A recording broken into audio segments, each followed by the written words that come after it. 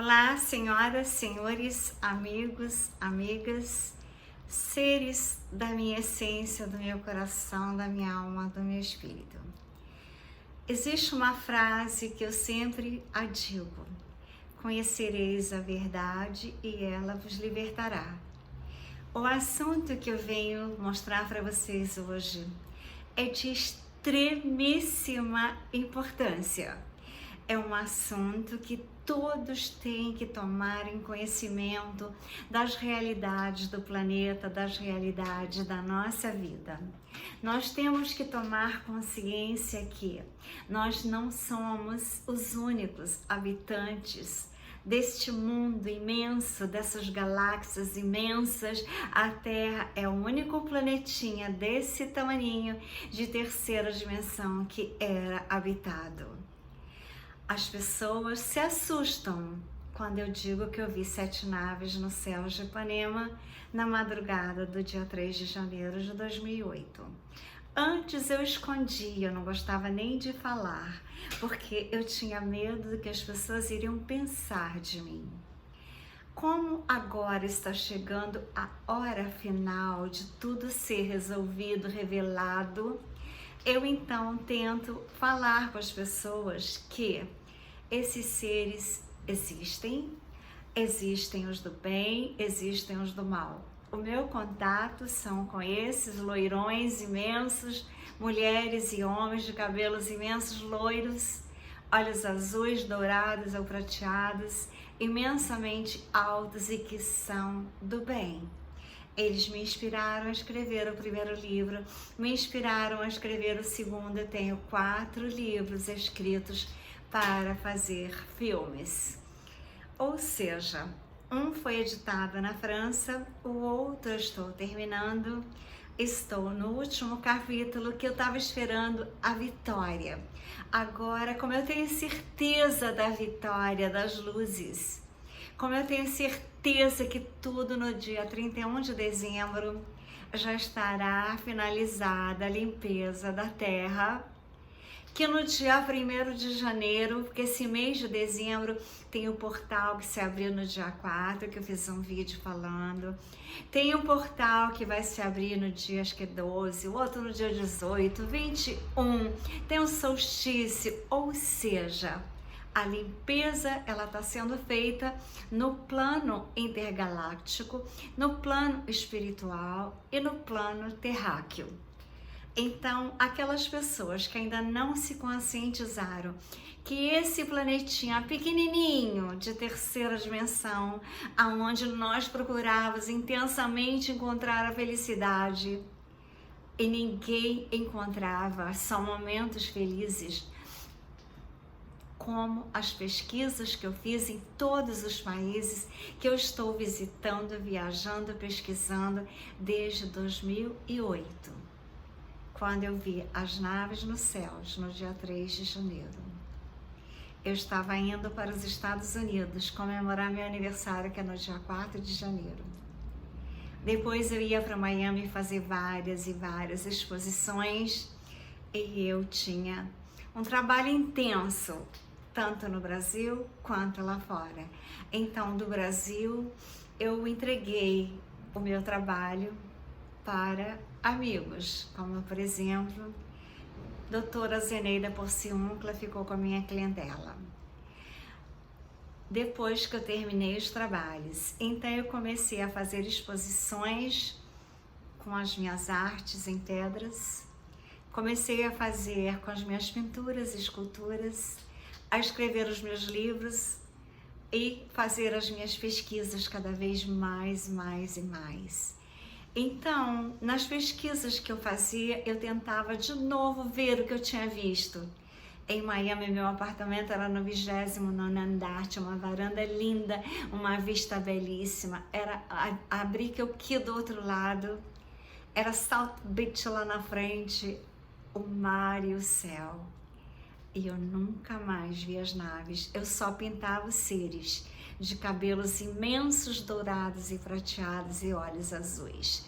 Cabelo é pura energia, quanto maior o cabelo, mais energia nós temos. Eu, como sou artista e fui dentista anos, as minhas mãos, elas não param, elas têm que estar fazendo esculturas. Então, às vezes eu coloco a mão no cabelo toda hora, porque cabelo é energia, minhas mãos são cobertas de energia, as minhas mãos querem criar, trabalhar, querem fazer esculturas, então eu não paro com as mãos. Ou seja, vocês têm que agora pensarem que nós poderíamos ser todos seres com uma imensa felicidade na alma, no coração, no espírito, quando nós formos para a 5ª dimensão. E está próxima a data de nós irmos para a 5ª dimensão. Para ajudar a vocês a acreditarem em mim, naquilo que eu falo nos homens brancos de botões dourados, de chapéus brancos, quando eu falo da Confederação Galáctica, quando eu digo dos Plêiades, vocês pensam às vezes que eu fui abduzida. Eu não fui abduzida, eu simplesmente vi as naves e sinto telepatia através dos Plêiades. Agora eu vou mostrar para vocês um vídeo no canal de Demis e Viana de uma garota, eu falo garota porque ela é novinha, ela é americana e ela foi abduzida 2 vezes.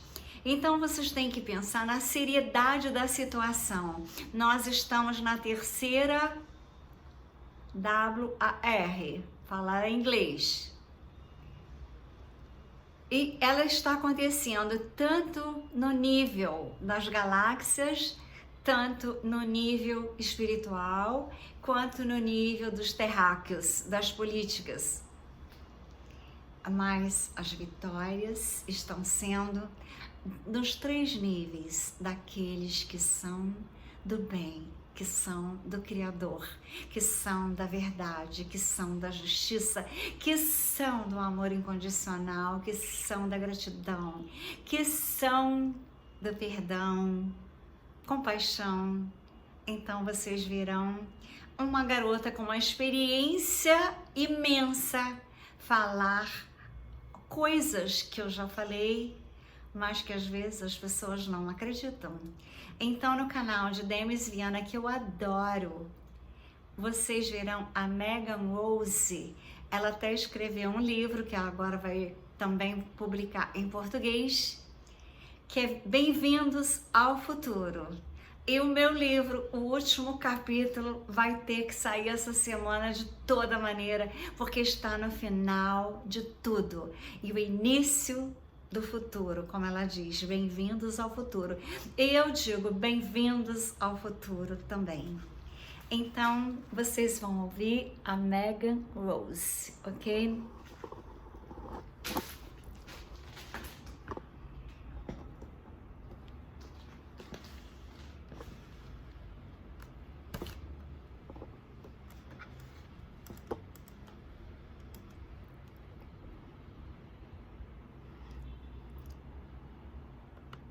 Contagem regressiva, 5, 4, 3, 2, 1. Vamos lá, vamos para espaço, vamos para outra.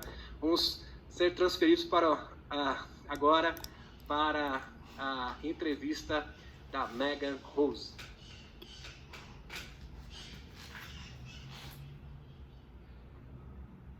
Olá, Megan Rose, é uma satisfação muito grande tê-la aqui no nosso canal, Demis e Viana Mundo Secreto, assim, justamente com as meninas da Fênix. Nós já abordamos muito a sua história, que é interessantíssima, riquíssima para o conhecimento. Gratidão pela sua presença. Hi, Demis. Hi, Brasil. To start with, could you, although we have already told your story from what we found in your videos and interviews, could you tell your story? Specifically the most important points, because it's so different, so interesting. Sure. Yeah, so I am an abductee, a contactee, and I was abducted twice, once at age 5 by malevolent extraterrestrials, by gray aliens, and I was rescued, thankfully. So that's the good news, the good part of the story. I was rescued by Nordic aliens who are part of a military force called the Galactic Federation. So, so they rescued me. I was a little girl, and the gray aliens are kind of like, I have lots of pictures. I post pictures of them on my YouTube channel, but the mean ones are very tall, kind of like a scrunchy face, and they're from Orion. And they are, have been part of a military faction from Orion who's invaded planet Earth. And so, but I was rescued by the Galactic Federation, and I kept in contact with one of my rescuers who is a commander in the Federation. His name is Shatner. And, but I was abducted again. I was abducted again at age 9. And this time was by reptilians. So these are large reptile-like beings. That's why we call them reptilians. They have scales, kind of like slits for eyes and vertical pupils. And, you know, they've been kind of described as a conspiracy, but they are real aliens from Alpha Draconis, or what we call Alpha Draconis. And so they were going to take me to mold me into a super soldier and sell me as a slave to a secret space program on Mars. And they do that to people who have psychic abilities, who are also people of certain genetic types, because they like to abduct children and do genetic experiments and stuff like that. So, but I was rescued again by the same crew as Elena Dinan. They rescued her as well. And so yeah, so ever since then I've kept in touch with my rescuer, and I've given a bit of intel on what's going on in planet Earth. And I recently had my book just come out. It's called Welcome to the Future. And yeah, so it's very exciting. And I also am excited too. You guys must have a big audience, because someone offered to translate the book into Portuguese. So that's the first translation of my book that will come out hopefully in the next month or so. So yeah. Wow, that's wonderful. That's wonderful, because most Brazilian people do not speak good English, at least not good enough to read a book, the whole book in English, or listen to your videos. And that's why we're bringing a lot of people who don't speak Portuguese to our audience. You said that you had an implant that allows you to communicate with Volnec. Elena Dinan explained her implant. What is yours like? Is it similar? Is it different? What is your implant like? It works, yeah. So I work as a psychic, as a medium, and my implant is separate from that. So it's not a psychic ability, or it's not, I'm not doing channeling when I'm giving intel from Valnek or when I'm communicating with him.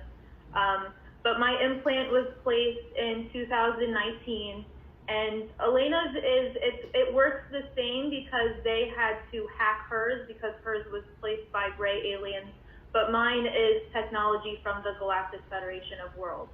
So it's actually a higher density. The gray technology is a lower density technology and a lower frequency, and mine's tuned to a higher frequency.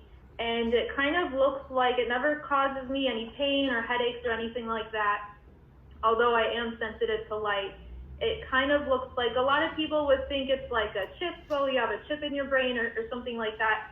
No, it's just, it looks like a frequency, like a little disc that holds a shape. So it almost looks like light, like a different color light that holds a shape. And it allows the brainwaves to hook onto a higher frequency, and it opens a channel for communication. So something that I can consciously do, that I've taught myself how to use. And it depends on the race, but the pilots that I was rescued by, their races, the Plêiades, the Nordic aliens, a lot of them use implants to pilot a ship and stuff like that. So there's artificial intelligence. This is not artificial intelligence. It's of a much higher frequency and a higher density. So yeah. Is the communication, you only listen to them, or can you see things? Because Elena described she could see through the eyes of Thorhan. Is it similar to that or not? Yeah, it can work that way as well. So it's just telepathy. So I hear his voice in my head, and then he can hear my voice in his head, and then I also can see things through his eyes and vice versa. So yeah, it works that way as well. Mm-hmm. Yeah. Wow. So both of our implants work exactly the same. It's just hers was originally placed by a different. Wow, great. We watched your recent videos on black goo, and yeah, I think it's a nice. Our next question is related to that because it's also technology, but dark technology, right? Could you explain what the dark goo is? Que a Greta colocou no rosto numa revista. The black goo is a consciousness that was created from satellites, satellites that bad humans built, but the technology was given from the Orion Greys. And the Orion Greys are, they're not like us. They run on a hive consciousness, so their consciousness is all connected, and then they get directions from, they call it the mother or the queen, but it's really more like a computer that sends a signal and they receive directions. So this is what they were trying to do to us, and they created this consciousness using satellites. And so the Galactic Federation of Worlds, their responsibility was to disconnect this consciousness from the mother hive, because they were trying to plug in the human race to artificial intelligence, right? So they disconnected the consciousness from the mother hive, but I made the video with the intention of making people aware of it, because the problem is people are still feeding the consciousness on their own, because it's still plugged in through all of their trauma, their pain, the different mind control concepts that they've introduced to us. So I'm trying to teach people how to disconnect from the consciousness. And once we do that, it will die, and the sky will be clear again, and we'll be okay. Great. You mentioned the satellites above and stations below were used to maintain this frequency. Does that include the device on the moon that people say sent the matrix frequencies, or that's something else? It did include the device on the moon, but there were other satellites that were put in place as well. The satellite on the moon was a big one, and that was, I wrote about it in my book, When the Moon Was Liberated, and they disconnected the satellite, and I think, if I remember correctly, it was earlier this year in February. So yeah, that has been dismantled as well. Okay, you mentioned that these consciousness that could affect people who were thinking they were channeling ascended masters, evolved deities, and things like that. Could you explain how can they usually trick us, so that people know that if they receive this type of communication, they may get suspicious that maybe that's not who they say they are? Yeah, it takes, I usually have been giving, I've been giving the advice of connecting with yourself first and raising your own frequency. And what will help is if you become aware of all your own trauma and all of your own pain, the stuff that maybe you went through as a child, and then they won't be able to see into your mind and manipulate you that way. Because what they do is they can see you they can see you from a different level, and then kind of see how they can get to you and mirror what you need to hear, what you want to hear.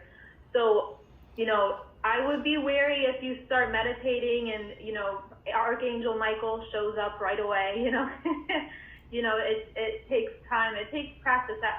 I think just learning how to meditate and learning yourself first, and then hopefully, eventually, that will all be dismantled, and we'll all be able to reach, higher connections. But we all have a higher self. We're all fractals of source, so we can be our own ascended masters, Why not?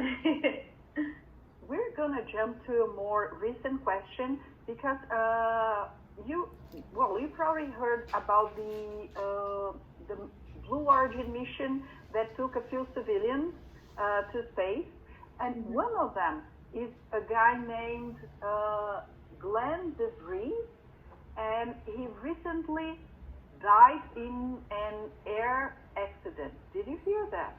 Oh, Did wow. you know that? Yeah, No. one of them. And we were like, what happened? Do you have any idea? Did you know that? Do you have any idea what happened? No, I had no idea. No. Yeah, no, I had no idea. I didn't know.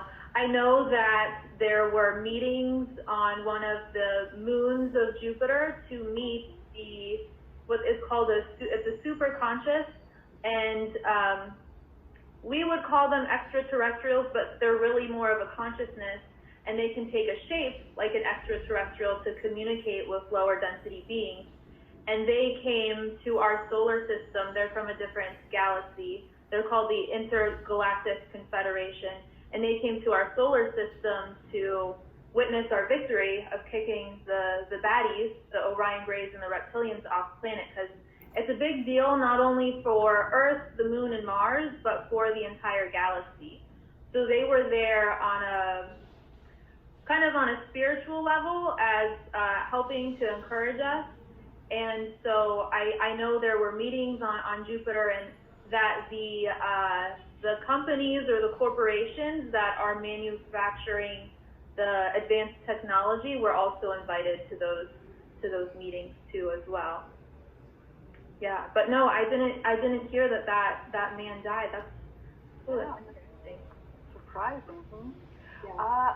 Many people thought after listening about these Jupiter meetings and all and that the U.S. would lead a global space force. Many people thought they would lead humanity, and they were signing deals in name of all the human race, all the Terrans.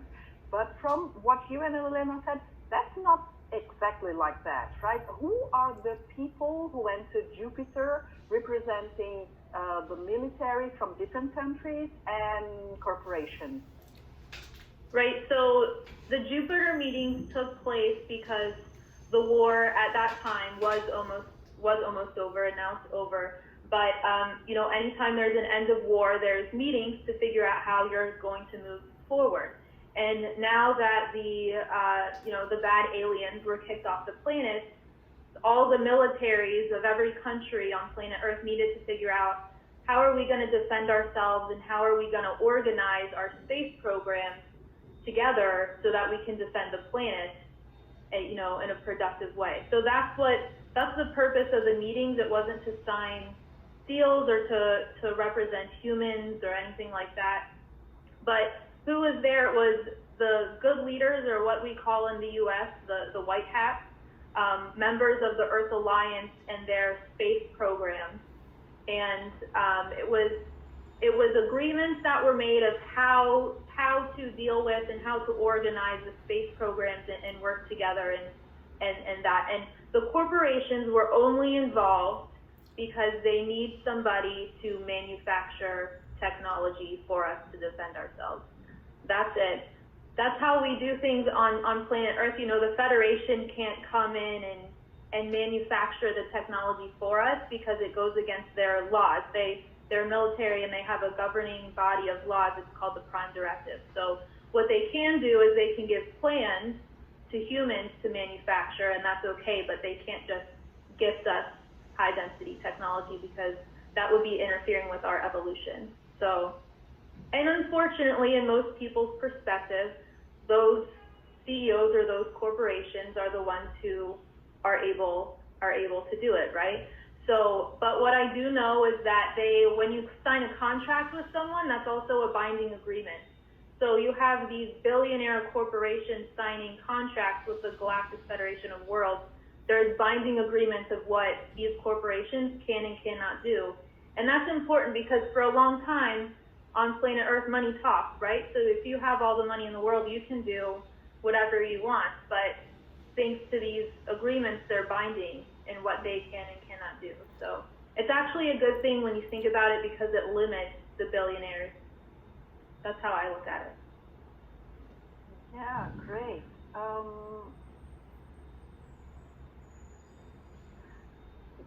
Are the governments represented in this Jupiter agreement that Dr. Sala said we heard of as Artemis Accords?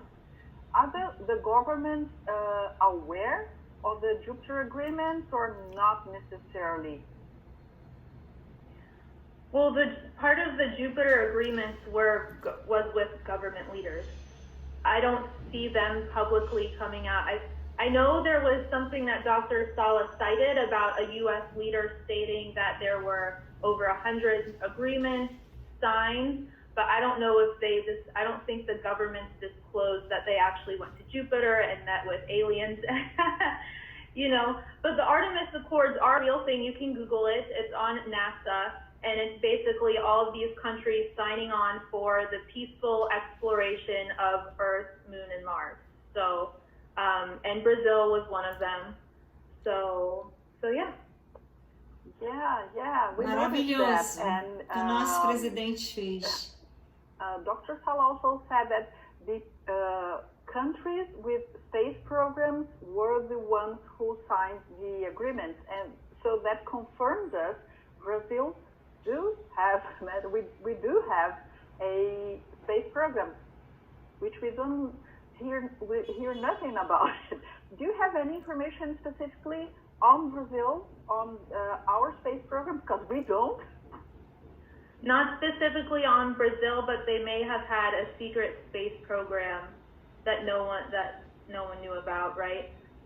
There's lots of secret space programs. Lots of countries have secret space programs, and the meetings were to organize those and benefit the human race. So the good news is if Brazil was part of the Jupiter agreements, that they have signed an agreement to basically help defend the planet. So, they're helping, It's not nefarious, so that's good, or nefarious anymore if it was. Yeah, we're hoping that. Do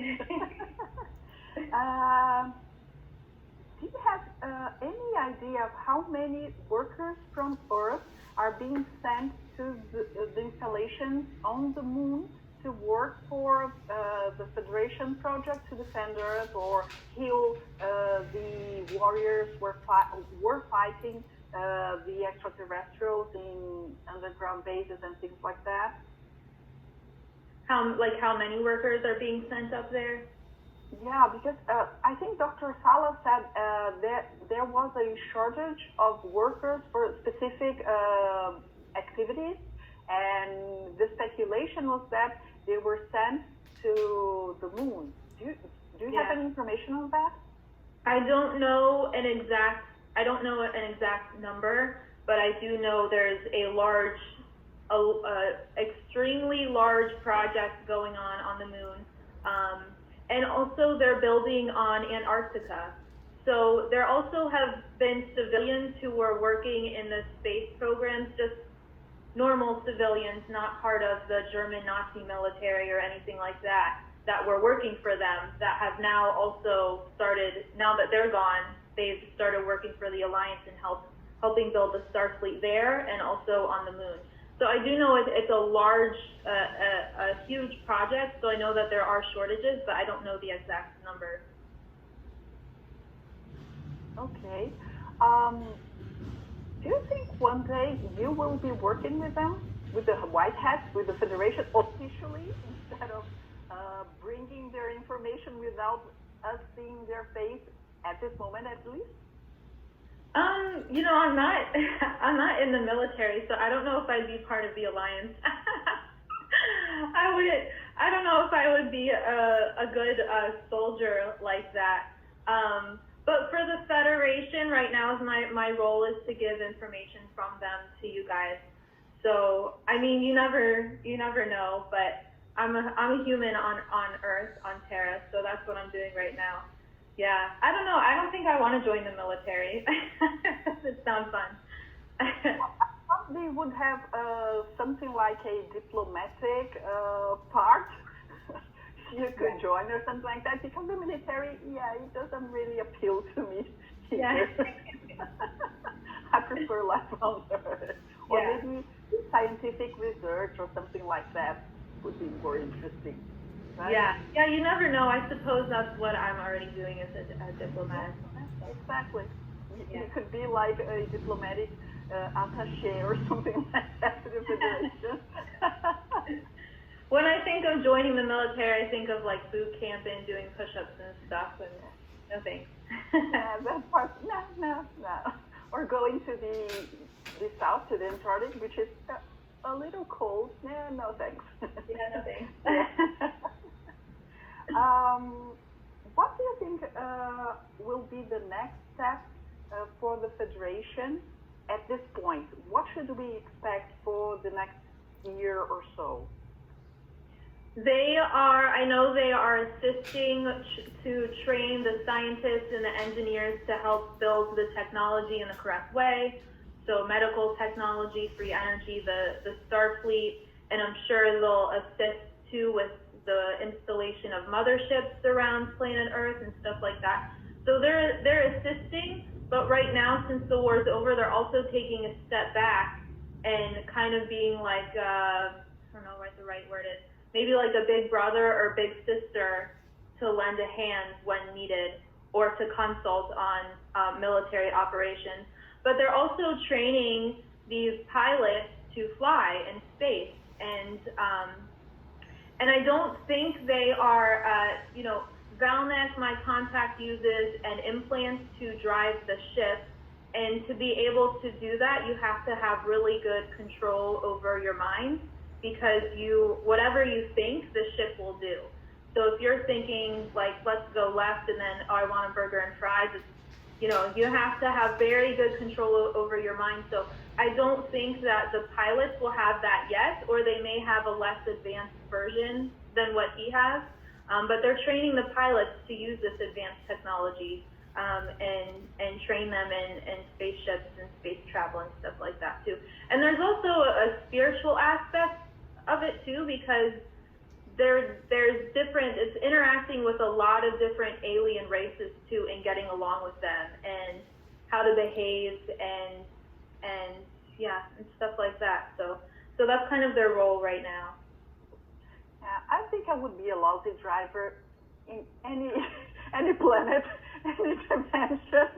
Not because of the fries. I wouldn't think of the fries, but I would probably say turn right and then say no, maybe left.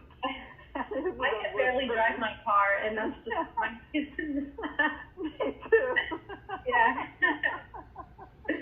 I wouldn't be good at it either. So, good luck to all of them.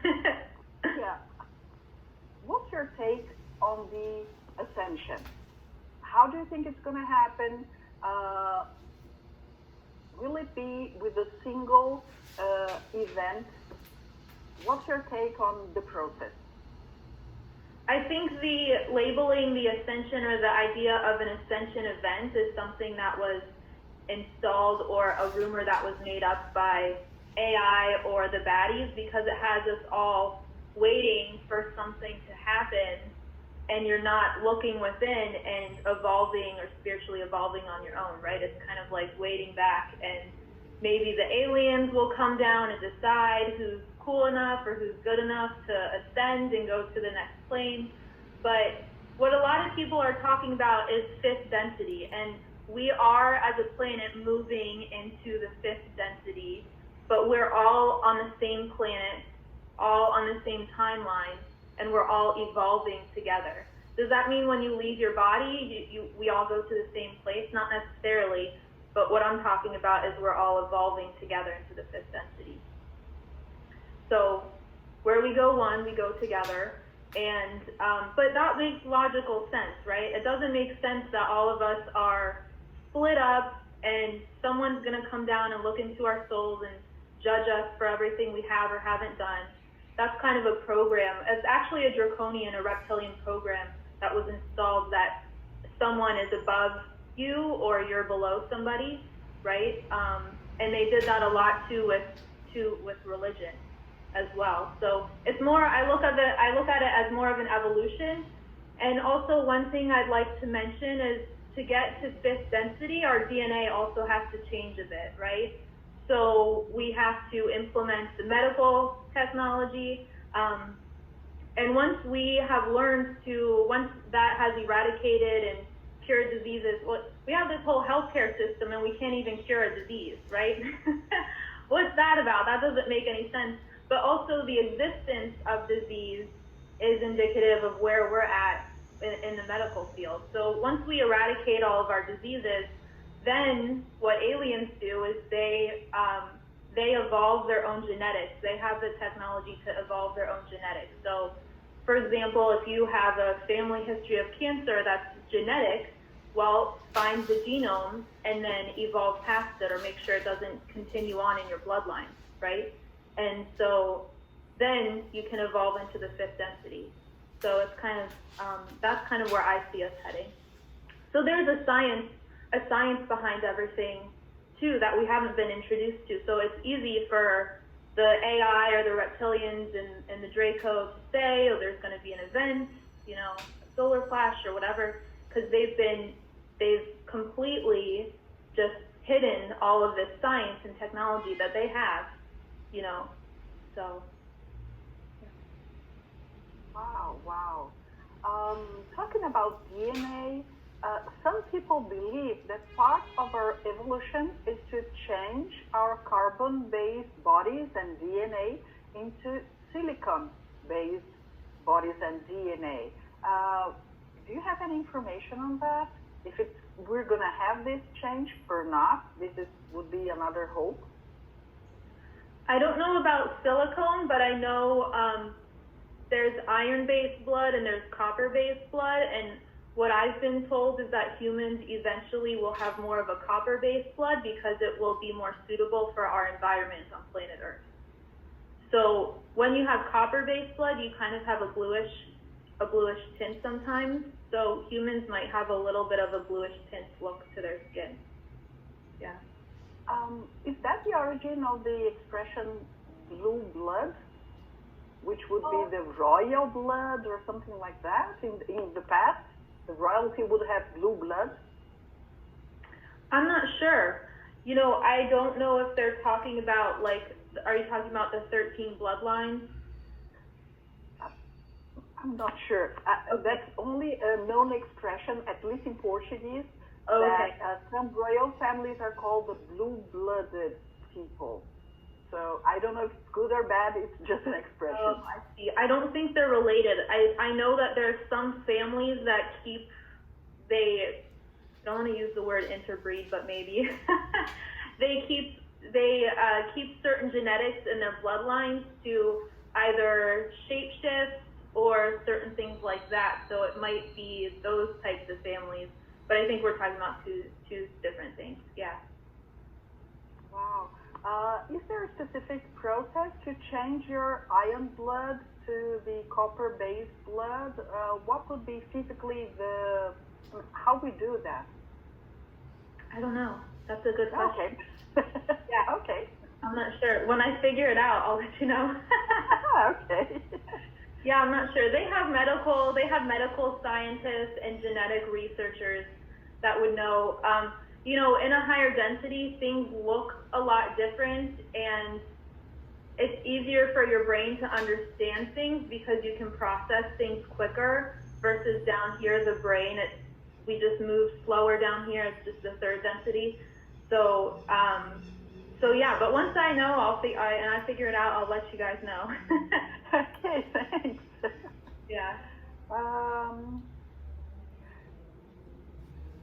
What will be, first of all, the battles in the underground are already over at this point?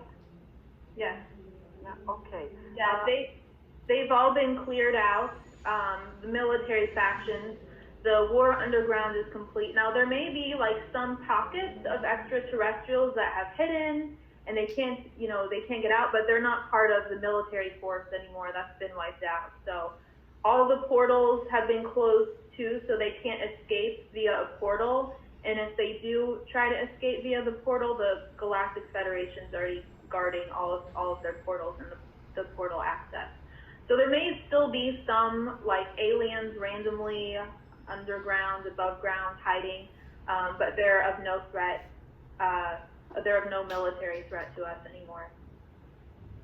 Okay, great.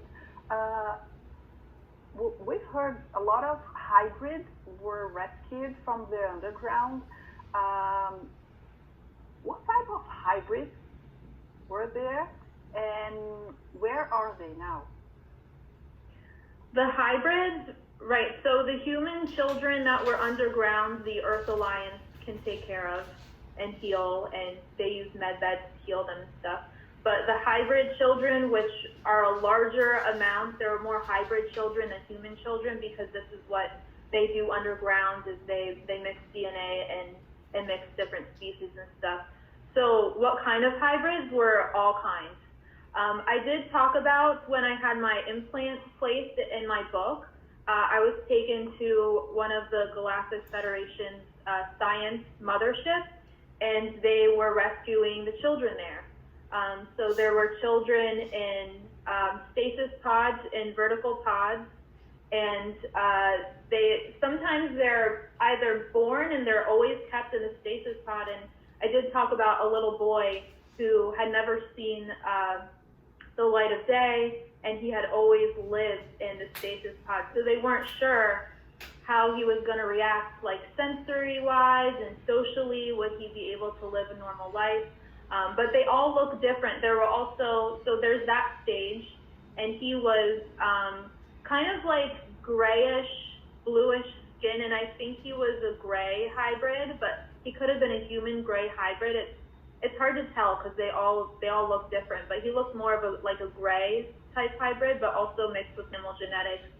And then they have, when they've graduated and they've been healed, they see how they do socially. So then I was shown by the woman who placed my implant. She also helps rescue and take care of the children. Her name's Myra. She's blonde and blue eyes. But she showed me where they have the children socialize after they're healed. And I talk about two little kids that were running and playing. And so they had passed and they were ready to go to their new homes. And then the Federation takes them on their ships and wherever there's new families to adopt them or sanctuaries for them. But we can't take care of them on planet Earth, or they wouldn't be accepted. So they have to go off to all different places, all different planets to be taken care of. Yeah. And what was the aim of these hybridization programs? Why did they do it for so long and with so many different species? What were they looking for? Sometimes to make them into soldiers, and then it's all part of the slave trade or the trafficking. So when you have a child, a lot of hybrid children have really heightened psychic abilities, a good amount of them. So they're kind of mixing the genetics and seeing what they can use them for. So a lot of them are used as slaves for different purposes, but sometimes to be soldiers, sometimes to be sold off planet for different purposes, to be used as slaves to do the job of whatever their masters want. Kind of same thing as humans, what they've used human slaves for too. But it's a big deal to get a hold of different genomes and mix them and see what happens, because you can make a super race, right? Or you can make a super hybrid army to, take out everyone, who knows? But, those kinds of things are their intentions. Were there also a lot of clones in the underground? Because we hear a lot about clones, but we don't really know how far the cloning program goes. I believe there are a lot of cloning facilities too that we don't know about, and I think mostly the Federation. I don't know if the Federation was involved with those. My intuition tells me that the Earth Alliance might be more involved with those because they don't necessarily involve extraterrestrials. Does that make sense? So, but cloning and cloning facilities is a part of it too as well. Yeah. I was going to ask something weird. I'll get back to my questions.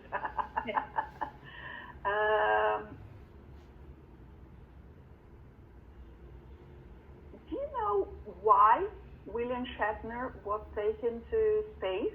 Was that just a, I don't know, PR situation or soft disclosure or something like that? Or did he do something there that we will be hearing about later? Well, I know William Shatner was in the original Star Trek series. So it's kind of symbolic, the end of the war, right? And then allegedly, maybe he was there, maybe he wasn't, because no one confirmed or denied it, right? But it's very symbolic to have him there, then the end of the war, and we're beginning some people call it the Star Trek future, but humans being able to travel and defend themselves in space. So it sounds like his testimony, he was very moved by the experience, whatever it was, when he went to space. And my contact, Valnet, did confirm that a lot of the corporations and the humans that were there were extremely moved because they realized that we're all linked, coming in contact with the frequency, the consciousness of the Intergalactic Federation. It moved them. They started to realize that we're all connected by source through the heart. So his comment and his testimony after his travel was very interesting. It would lead me to believe that he was there. Yeah. Yeah, great. Do you know what's happening in Hawaii and Australia? Why are they having such a hard time at this moment? Are there special dark corporations or still battles in those countries? Well, this parts of the country. As far as extraterrestrials, no. They have been, kicked off the planet, but we still have the bad government that we have to. It's the humans' responsibility to stand up and say no, and that's what the Federation has given to us, the opportunity to. Now that the bad government, their military force has been kicked off, which they don't want anyone to know, because then it's like the emperor has no clothes, right? They have no power behind them, but they really don't. So now's the opportunity where we can stand up and really say no, because there's nothing that they can really do. But as far as extraterrestrials, I know that they've left the planet, but we still have the bad government that we have to take down. So. I'll check the questions here because they're writing. Oh, yeah. The persona of Ashtar Shram is very common in Brazil. A lot of people channel this consciousness entity, whatever. And Elena said that Ashtar is a military force command. What's your take on the Ashtar? And is there someone called Ashtar Sharan? Right. So there's a lot of people that channel Ashtar or Lord Ashtar, and he says, the entity says he's head of the Galactic Federation of Light. And that is a psyop that was put in place by the baddies or by artificial intelligence and three-letter agencies to discredit the real Galactic Federation. They don't want anyone to know that the Galactic Federation of Worlds is actually a military that can kick their butt, presenting the Galactic Federation of Light as spirit guides and connect with us. It's very benign, and it supports their agenda of enslavement, because then we're all listening to the Galactic Federation of Light for spiritual advice and stuff like that. But the truth is that the Galactic Federation of Worlds is a military force in this galaxy, and they work for peace and balance in the galaxy, and it's made up of many different races from many different planets who have federated together to fight dark forces. So it's really like a military, and it's like maybe having a family member or a friend in the military, you might be connected to the Federation. But the Ashtar, so there's Ashtar Collective in Sirius B, and they were blonde humanoid, or they are blonde humanoid aliens that were infiltrated by the Cigar Empire, or the reptilians. And there was a group of the blonde humanoids that said, hey, like, we don't like this, we don't want the reptilian control, so they started their own military in the orbit of Jupiter, and they're good guys. They're allies of the Federation, and they're called Ashtar Galactic Command. So there's Ashtar Galactic Command, and they're good guys, or they're progressive, and then you have the Ashtar Collective in Sirius B, who is being run by reptilians. And I think in the 70s, there was a transmission on the radio, and I think his name was Vrilon, but he worked for Ashtar Galactic Command, and he said that, and that was a real transmission through the radio to warn the humans of the nefarious beings or the malevolent extraterrestrials. And Ashtar is a military title, so there is no Lord Ashtar or Ashtar Share, and it may have been something that was made up because there was actually a transmission, and then the three-letter agencies are like, oh no, we have to make something up and put out counterintelligence, right? So anytime there's a galactic military, a benevolent galactic military force, they're always going to put out counterintelligence to make it seem like it's not actually that, because we can ask for assistance from the Galactic Federation as equals, right? And it empowers us because it breaks the agreements that all of our military has made with these nefarious entities, and it rescinds those agreements. We don't consent, and it messes up their whole plan. So, yeah. Wow. Yeah. Do you have any idea of the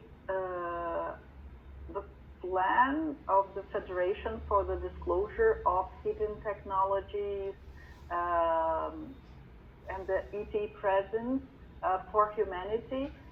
Is it going to take like a few years or decades?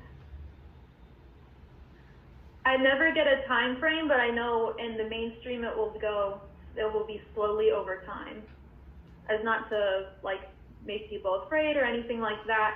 I know when there were meetings on Jupiter, they did discuss the disclosure, but I wasn't told exactly what the plans were, But I know it was a topic of discussion, and I know it was supported by this super conscious that has washed over us. They were in agreement that it was the best way they don't want to cause any fear. And I forget that people don't believe in aliens, honestly. But there's still, most people, they don't realize and they don't know, and it's scary, and it breaks down almost everything that they've been taught. And so I know it's going to be slowly over time. My personal opinion is it doesn't make sense that it would take decades, because I know the Starfleet will be ready in like maybe 10 to 15 years at the most. So I don't think it's going to take that long, but it might take longer than some of us would like.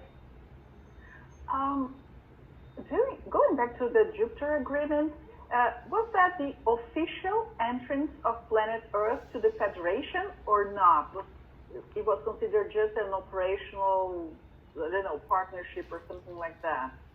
Did we officially join the Galactic Federation of Earth? Did it officially join at that point or not? It was something else. Oh, yeah, no, we haven't joined membership yet. But the Jupiter agreements were just so that we could organize all of our space programs. Because before that, all of these different countries had competing space programs, and it doesn't really make sense when you're trying to represent yourself as a planet. You'll have to agree to come together in unity, right?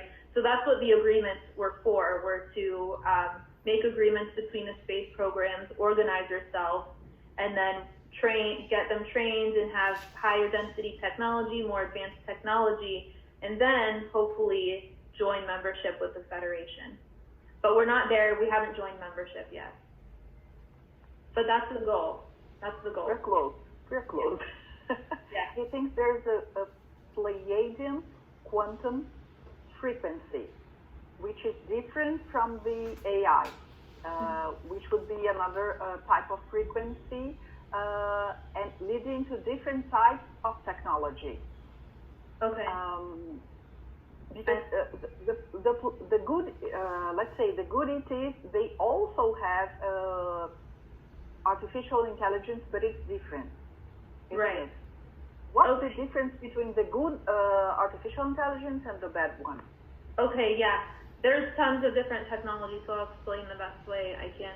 The artificial intelligence and the artificial consciousness, kind of like I was speaking about the black goo, is you have these gray aliens who are all connected to a supercomputer or a mother computer. And in order to be fully connected and fully controlled, you actually need to have reptilian DNA. So these are gray aliens mixed with reptilian DNA. So when people talk about doing certain medical treatments to change your DNA, this is sort of what they were talking about, trying to do, right?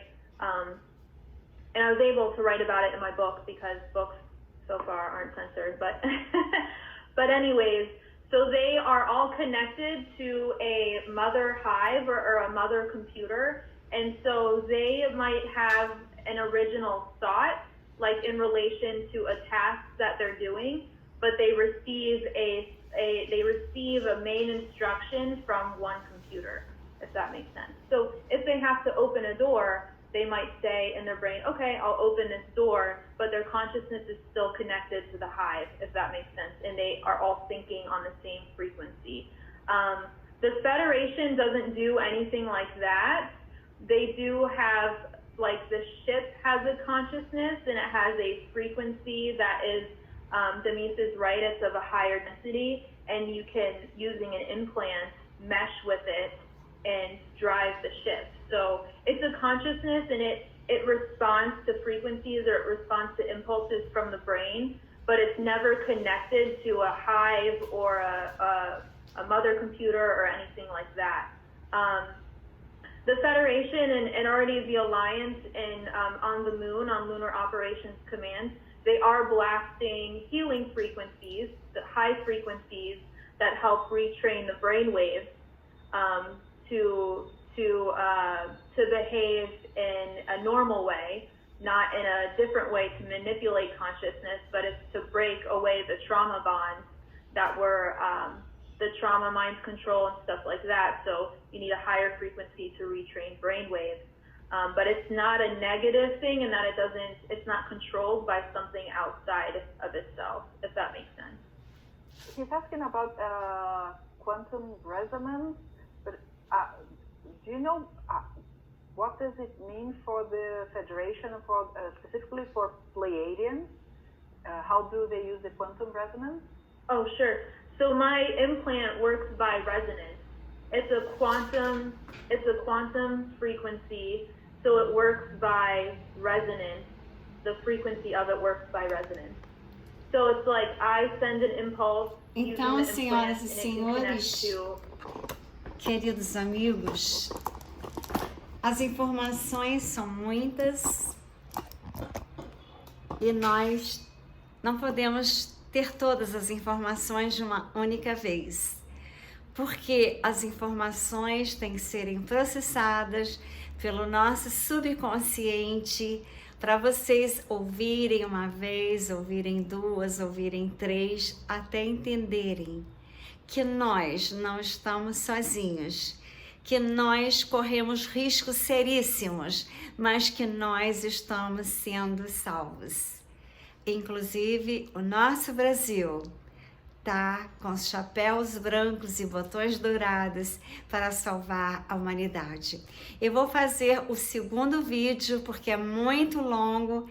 A entrevista dela é enorme, ela dá muitas informações e é muita informação para vocês processarem assim de uma única vez. Então, eu vou postar outro vídeo amanhã e hoje vocês tentam enxergar as verdades da vida do planeta Terra em terceira dimensão, indo para a quinta, o risco que nós corremos. E lembra da Greta com aquela coisa preta no rosto dela naquela revista? Agora vocês sabem o significado daquilo.